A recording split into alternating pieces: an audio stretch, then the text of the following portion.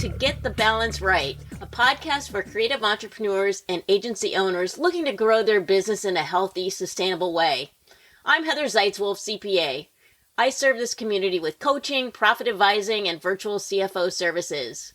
Please join me as I talk with leaders in digital media, branding, advertising, design, marketing, and SEO. On today's show, we have an exciting guest. I'm so excited to have Cathey Armillas on the show.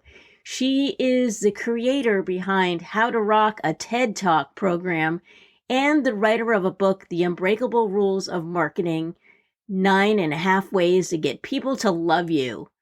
We sure do love Cathey Armillas. I met her years ago.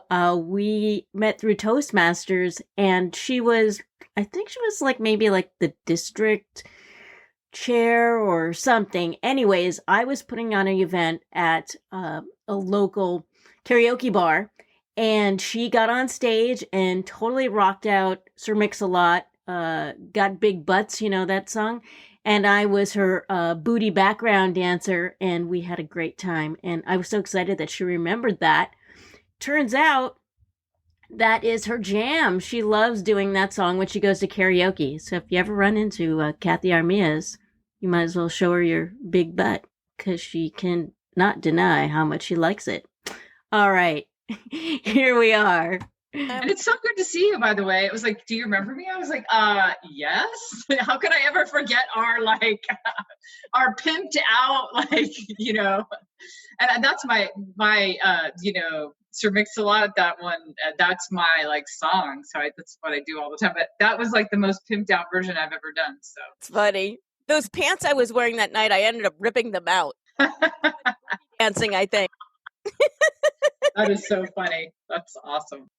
How did you get started being a coach doing TED Talks? It's always funny. I always think about how people land in spaces and they're like, oh, I didn't think I was going to get here. And I think I have a similar story because I had written my marketing book, and then I had a marketing client I was talking to him, and I'm like, hey, you should really do a really cool video campaign, kind of like I did for SSI.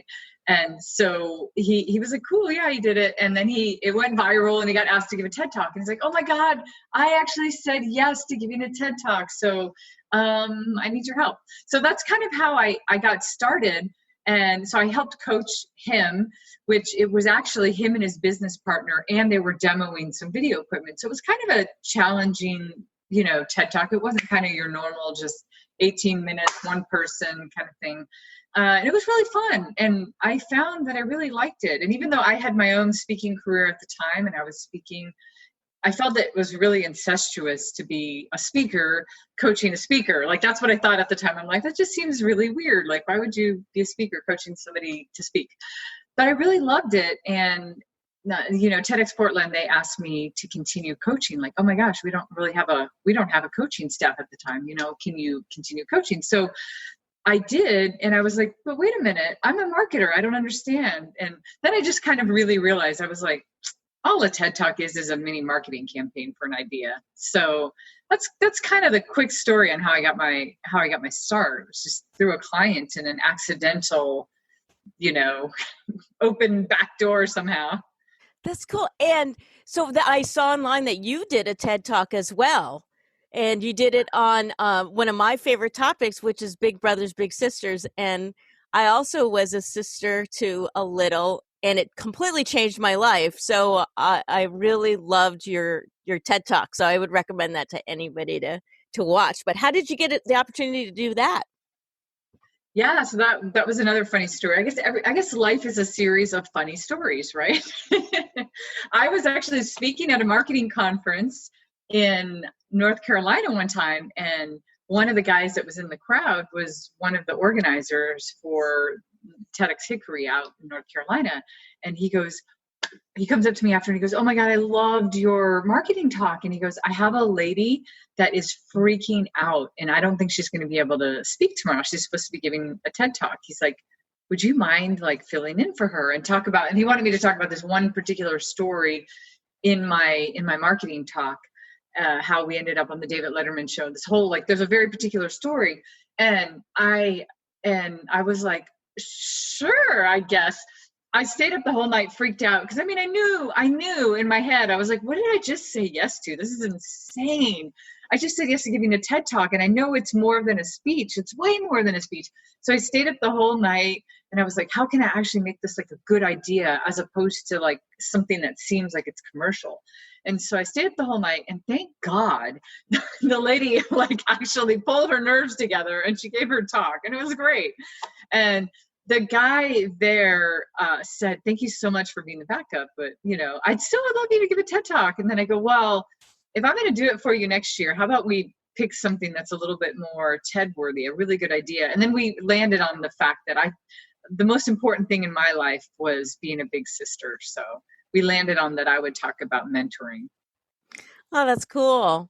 And so there seems like there's TED Talks like all over the place.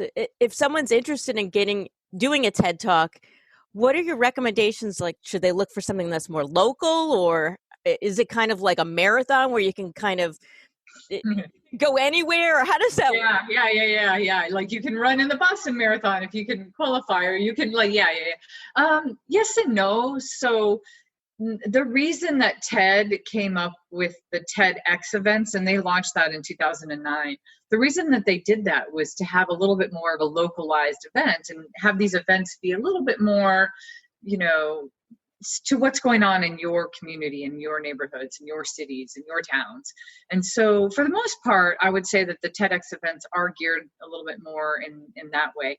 But you can give a TEDx talk anywhere. You can go anywhere. And sometimes there's a reason why you might speak somewhere. Maybe, for instance, you grew up or you went to college in a city, and then you're like, oh, I'd be a perfect person to speak in that city or that town because I have some special connection and I feel like I have a connection to what's going on in the community.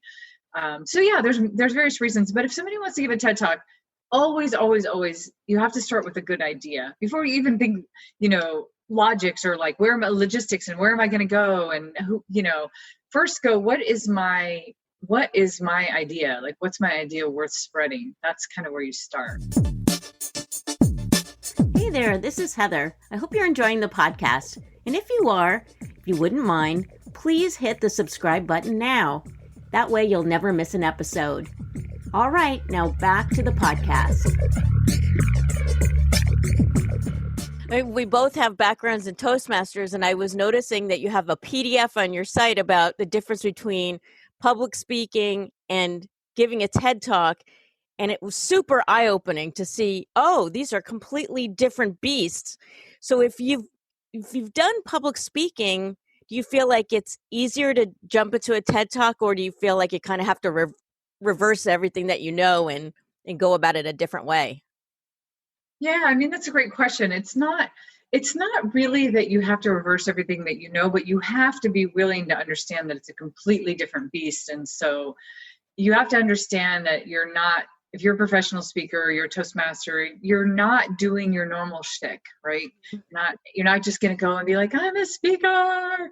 It's more like, I'm here to share a beautiful idea with you. And a TED Talk's more of a legacy piece. So that's why the typical runway of preparing for a TED Talk is like 3 to 6 to 9 months sometimes.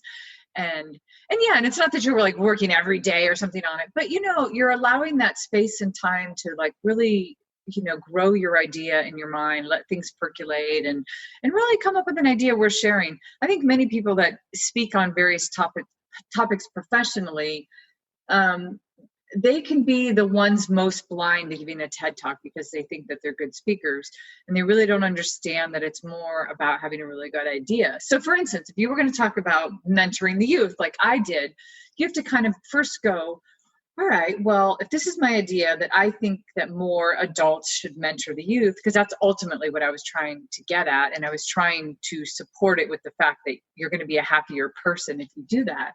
You have to go, okay, how can I say this in a way that nobody can say it like me? Or how can I say it in a unique way that somebody else hasn't already done? And if I was just being a speaker, I could say it the way everybody else does it. And, if somebody wants to pay me for that, that's great. But in the TED world, we pay really close attention to, has this been done before? Has somebody already said that? And so you usually won't find that you'll get a TED Talk if you're just repeating something that's already been said before. Oh, so there's an audition process? Is that how that works?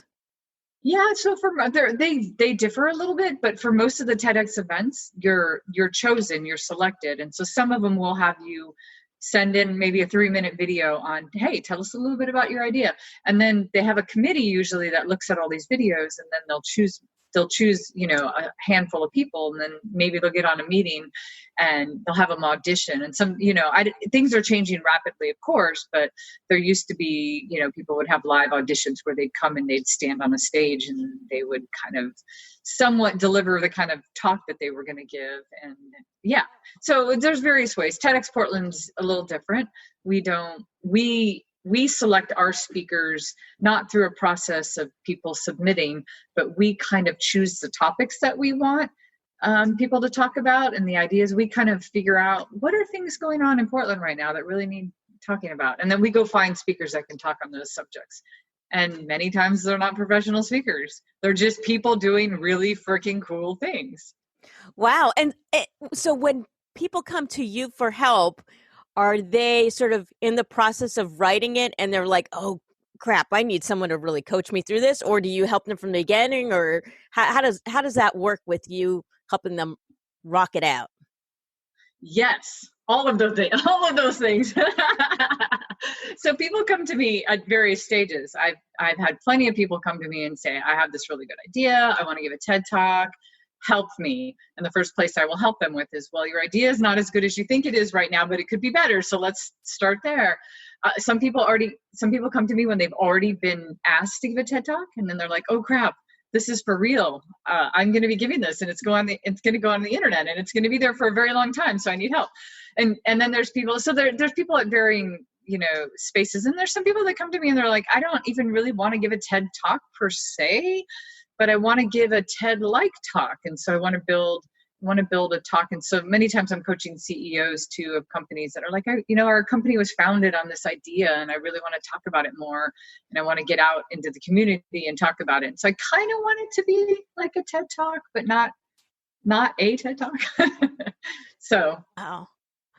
And when somebody does do a TED Talk, how much rehearsal do they have to do? And how much do they have to have that thing memorized, or is it some of it still off the cuff after all that rehearsal?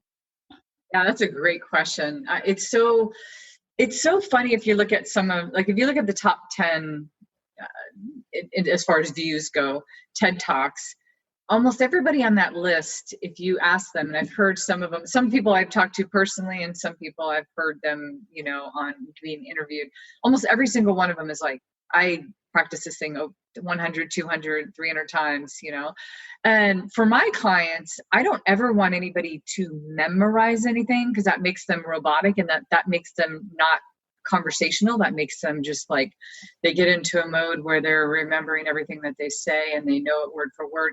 I want them to get into a space where they've internalized it. They know the starting point. They know ultimately where they want to get the audience to, and they know.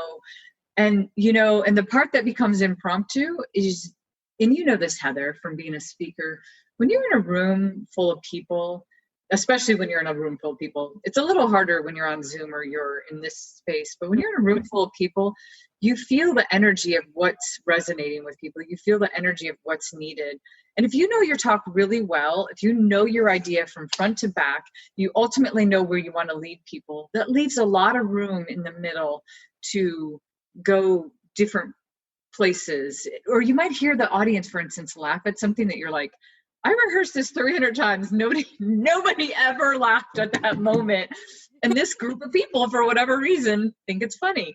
And you just have to go with that. And if you're memorizing it, you'll step all over the audience. You won't be in that space where you can stop for a second and let them enjoy that laugh. You're like, no, I've memorized this. I have to keep talking.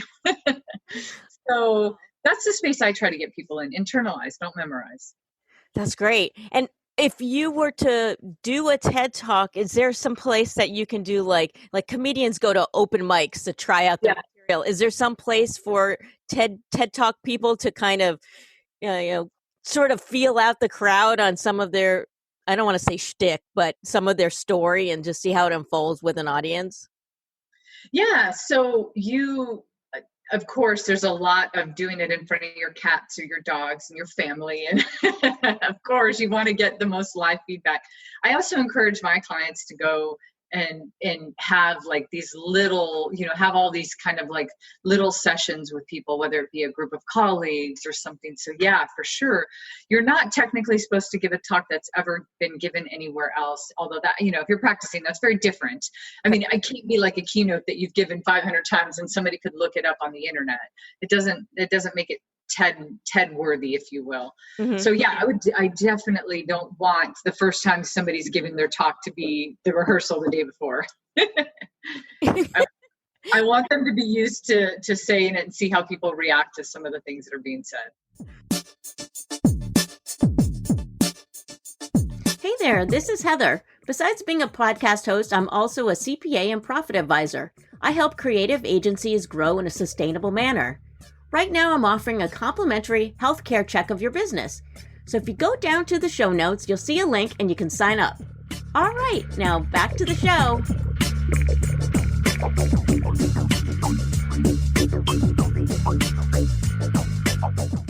Do you help people just locally, or do you have clients that are elsewhere that you help like via the internet or something? Yeah, no, I coach people all over the world. People find me all the time on LinkedIn.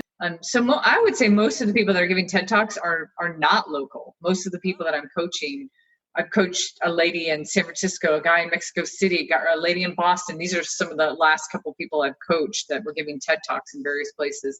Somebody down in Chula Vista in LA, in the LA area, in the LA San Diego area, like all over the place. I do have to ask you about these essential elements of the 10 TED Talk essential elements that I saw on your website. Is this something that you came up with, or is this some sort of, I don't know, I want to call it, it's like some sort of, what is the guy with the tablets that can't, Moses? I'm thinking of Moses with his tablets. Is that what these? Yeah, the 10 Commandments, right? I love it. You're like this. Or is this something that you came up with?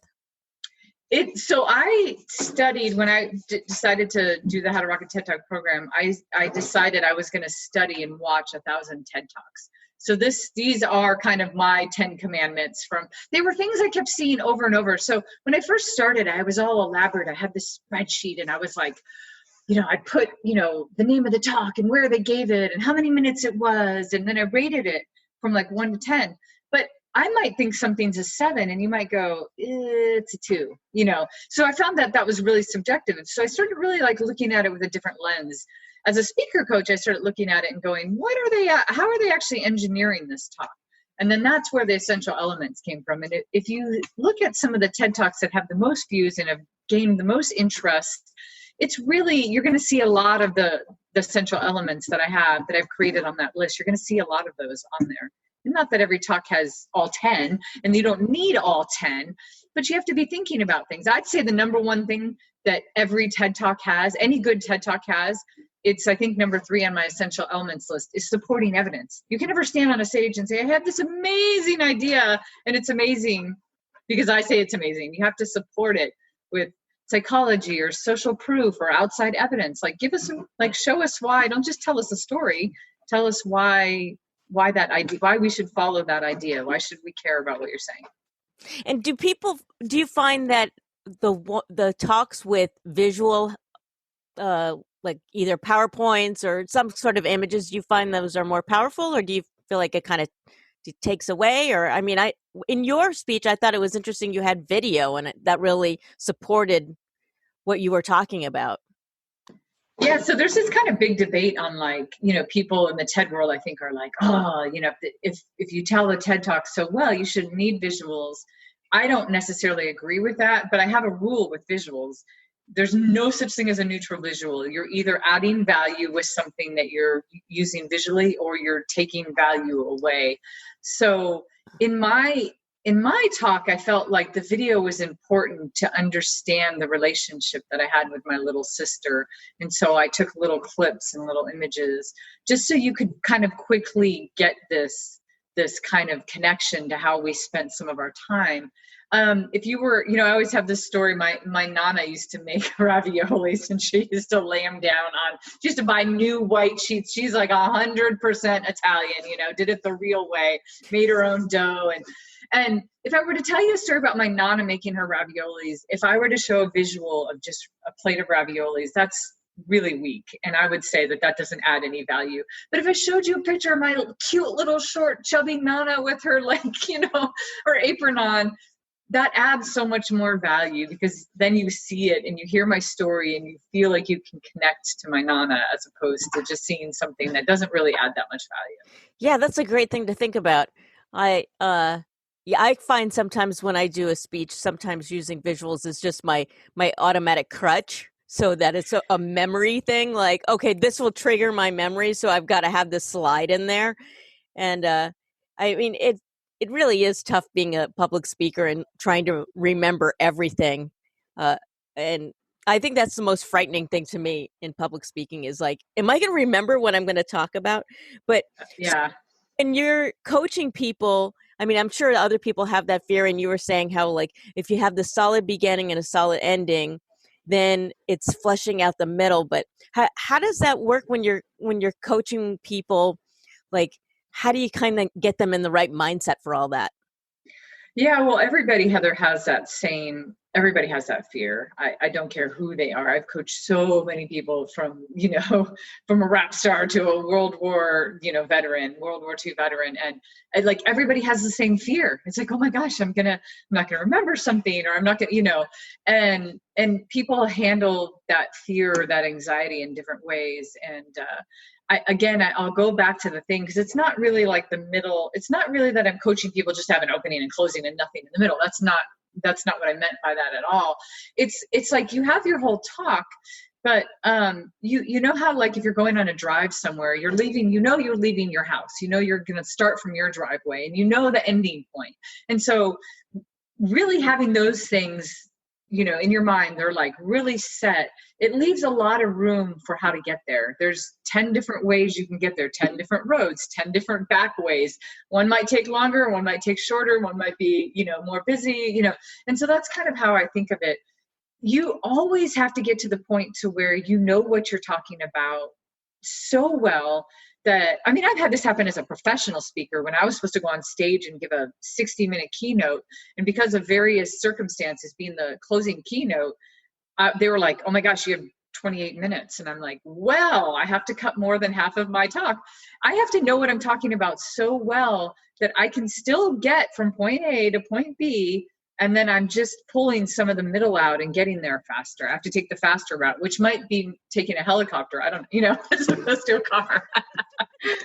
So, it's just, and I think as soon as people feel that internalization of what they're talking about, they feel, you'll still feel a little nervous, but you feel more settled. You're like, I'm okay.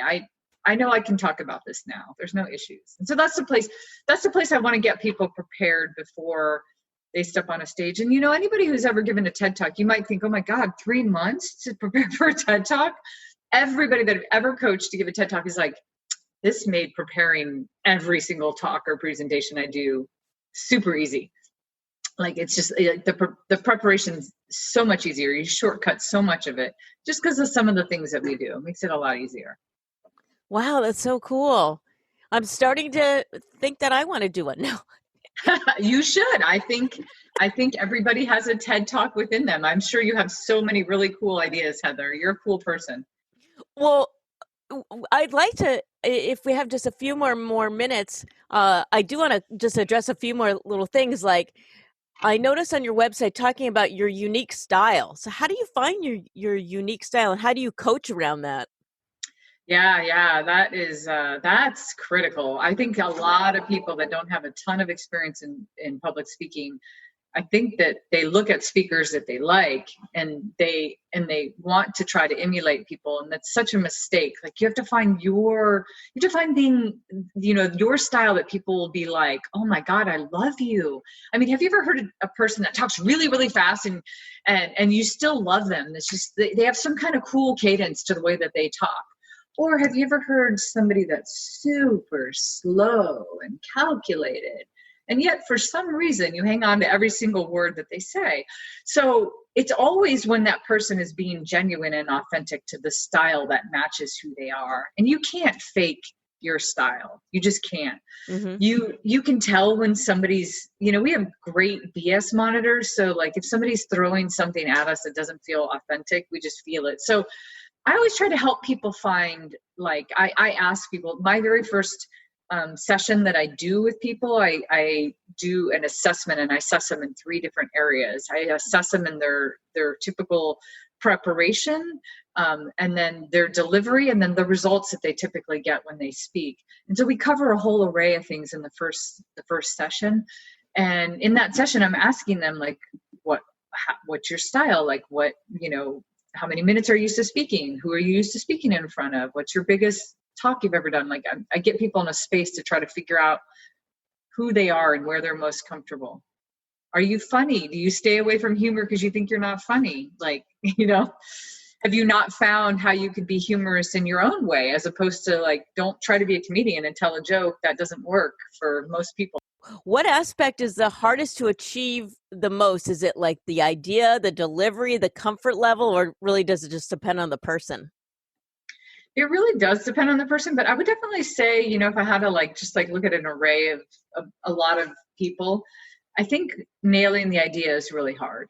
Even when you have an idea of something that you know really well in your life, to be able to, make that idea really wide, meaning it will be inclusive to as many people as possible, and then making that idea really deep, meaning you've added layers of depth to it. And so you don't just have this good idea on the surface, but you've made us understand the level of depth to your idea. That takes a lot. Mm-hmm. There's something you might hear somebody say, oh, I have this idea. And you're like, you hear it and you go, oh, that's a good idea. But that idea doesn't have any width or depth to it in the moment. It takes a lot. It really takes a lot to really create that. Yeah, I was noticing in the PDF about the difference between the speeches and a TED Talk. Like a speech, you might have 3 points that you talk about. And in the difference with the TED Talk is an idea, but the idea is not necessarily a story, right? The idea is this overarching thing that is supported by maybe some stories. Is that how that works? 100%. Yeah. An idea is something that we can do something with. It might change the way we act, feel, talk, think. Sometimes an idea can just be educational. It doesn't mean you actually have to do anything with it, but it educates you on something. And that might be what the speaker's trying to do, is just say, hey, the way we used to do things in the past is old school. Here's a new way to think around this subject. So when you think about somebody telling you, like, you'll hear a lot, like, what's your call to action? And there's nothing wrong with that term. I use it a lot too, but the call to action doesn't always have to be an actual action. You just want to change. You want to make somebody do something with your idea. Mm-hmm. So in that note, a story would support that. Evidence from, a group or some shocking stats or something would support that idea, but basically the idea is something else, And if somebody wanted to become sort of a thought leader, or I don't know, maybe get further their career somehow, do you feel like giving a TED Talk is a good way to do that? Or, I mean, who should try to become a TED Talk person? Anybody that has good ideas. Talkers or TED Talk? Yeah, TED Talkers, TED speakers. It is cool because I think you saw that thing where you might call everything else a speech, but in the world of TED, we specifically don't call it a speech, we call it a talk. Okay. Because it's supposed to be more conversational. It's not like I'm speaking at you, it's a talk. So, I think anybody has a good idea, but definitely if you want to be a thought leader, I think, trying to give a TED Talk is a really good a good route to go. Many people that set out to give TED Talks in the thought leader space really learn how to further their content and their books, and because they've done all this work to really support the idea well. So it's kind of a funny thing. It helps on both sides. You might already have an idea, and then when you go to prepare to give a TED Talk, you're like, wow, I'm going to have to write a second book on this. I'm really understanding my own idea more than I did before. So it's I think everybody should give a TED Talk, but I think people should understand the spirit of TED, and the spirit of TED is to share freely with the whole world great ideas.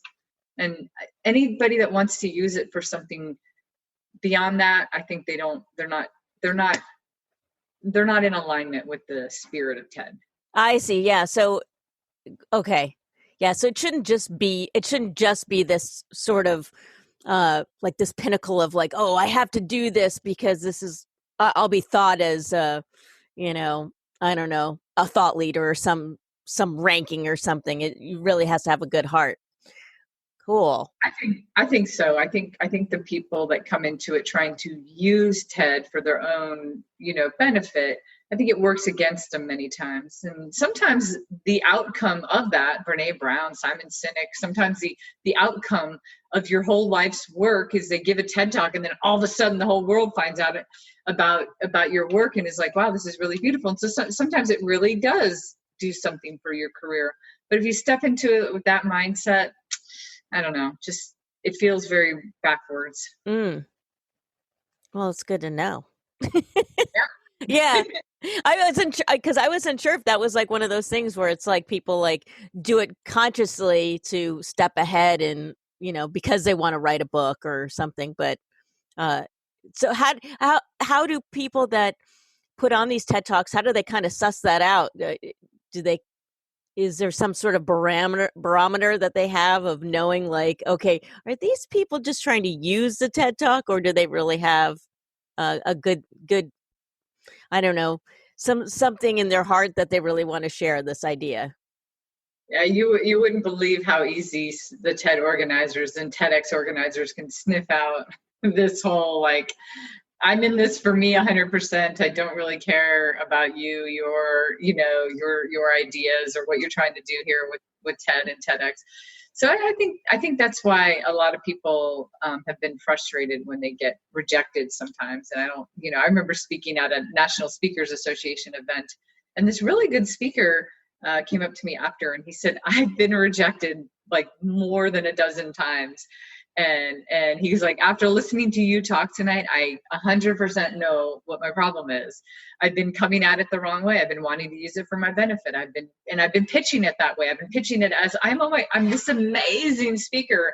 And they're like, ugh, it's almost a turnoff when you hear that I'm an amazing speaker. And it's almost like, ugh, now if you came at them with, I have this really great idea that I think the world should hear, that sounds so much better to their ears, Wow. Thank you so much, Cathey. This has been so eye-opening. Yeah, you're welcome, Heather. It's great to see you, and I love your hair. Thank you so much. Hey, this is Heather. Thanks so much for listening to the podcast. If you found value in the show, I'd really appreciate it if you gave me a rating on iTunes, or just simply tell a friend about it. And if you're interested in learning more about my profit advising and coaching, please set up a discovery call by using the link in the show notes. All right, thanks so much and see you next time.